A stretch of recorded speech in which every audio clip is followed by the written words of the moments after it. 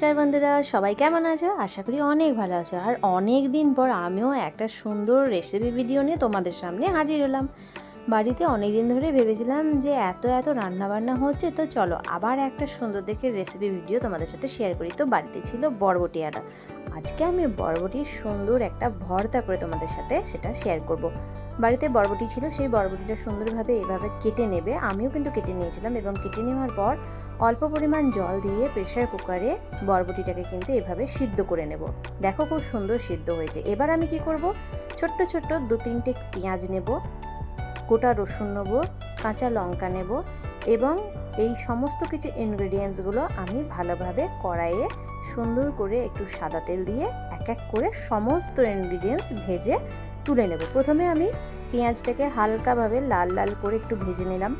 দেখতেই পাচ্ছ সুন্দরভাবে এরকম যখন ব্রাউন কালার হয়ে আসবে তখন কিন্তু আমি পেঁয়াজটাকে তুলে নেব। তারপর কিন্তু গোটা রসুনটাকে হালকা একটু এভাবে নাড়াচাড়া করে তুলে নেব। খুব একটা কিন্তু রসুন ভাজবো না। এরপরে শুকনো বা কাঁচা লঙ্কা দিয়ে আমি কিন্তু ভেজে নিলাম এবং তুলে নিলাম। তোমরা কিন্তু কাঁচা লঙ্কার জায়গায় শুকনো লঙ্কা দিতে পারো, আর ঝালটা কিন্তু যে যার মতন দিতে পারো। তারপরে আমি সিদ্ধ করে রাখা বরবটিটাকেও সুন্দরভাবে হালকা করে একটু ফ্রাই করে নেব। একটু হালকা ফ্রাই করব, খুব একটা বেশি কিন্তু ফ্রাই করা যাবে না। তোমরা যদি মনে করো হলুদ দেবে দিতে পারো, নতুবা কিন্তু নাও দিতে পারো। আমি কিন্তু একটু সামান্য 1 চিমটের মতো হলুদ দিয়েছিলাম। ব্যাস, সব ইনগ্রিডিয়েন্টস ভাজা হয়ে গেছে। চলো এবার তুলে নিলাম। এরপর আমি সিল বাটাতে করে এই সমস্ত ভেজে রাখা ইনগ্রিডিয়েন্টসগুলোকে আমি এক এক করে বেটে নেব। দেখতে পাচ্ছ সুন্দরভাবে আমি কিন্তু বেটে নিলাম। ও আরেকটা কথা, আমার কিন্তু হাতে লেগে গেছিলো, যার জন্য কিন্তু খুব কষ্ট করেই সিল বাটনটাতে বেটেছি। দেখতে পাচ্ছ কতটা সুন্দরভাবে, তাও অনেক কষ্ট করে কিন্তু বেটেছি। যাই হোক, খুব কিন্তু সুন্দর লাগছে। তো চলো এক এক করে যখন সব বাটা হয়ে গেল, এরপর ভাজা বরবটিটাকেও কিন্তু শিলে বেটে নেব।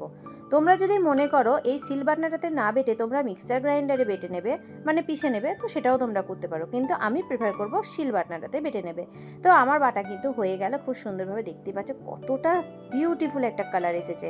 এরপরে অল্প কিন্তু পরিমাণ মতন লবণ দেবে এবং সমস্ত ইনগ্রিডিয়েন্টসগুলো কিন্তু আমি আবার কিন্তু একসাথে এভাবে চটকে কিন্তু মেখে নেব। কি দারুণ দেখতে লাগছে, তাই না? ভাবতে পারছো এটা ভাতে কতটা সুন্দর লাগবে? এইভাবে কিন্তু সুন্দরভাবে মাখা হয়ে যাওয়ার পর আমি কি করব, একটু সুন্দর করে খাঁটি সর্ষের তেল দিয়ে দেবো। তোমরাও কিন্তু একটু খাঁটি সর্ষের তেল দিয়ে দেবে। ব্যাস, চটজলদি রেডি হয়ে গেল আমাদের সুন্দর করে বরবটির ভর্তা। দেখতে যেমন সুন্দর কালারফুল রংটা এসেছে, খেতে কিন্তু একটা অফুরন্ত স্বাদের কিন্তু এসেছে। তোমরা কিন্তু আরেকটা কাজ করবে, এখানে কিন্তু তোমরা 1 চিমটে পাতিলেবুর রস কিন্তু ওপরে ছড়িয়ে দিতে পারো। আমি সেটাই করেছি। আর তারপর গরম গরম ভাতে এভাবে যখন মাখিয়ে খাবো, ও জিভে একটা অন্য স্বাদ চলে আসবে। তো রেসিপিটা কেমন লাগলো অবশ্যই কিন্তু আমাকে কমেন্ট সেকশনে জানাবে। যারা এখনো পর্যন্ত সাবস্ক্রাইব করনি, জলদি সাবস্ক্রাইব করে আমার পাশে থাকে এবং বেল আইকনটিকে কিন্তু একবারে বাজাতে ভুলবে না। তো যারা এখনো পর্যন্ত লাইক কমেন্ট শেয়ার করেনি, জলদি লাইক কমেন্ট শেয়ার করে দাও এবং আমার পাশে থেকো। তো চলো টাটা।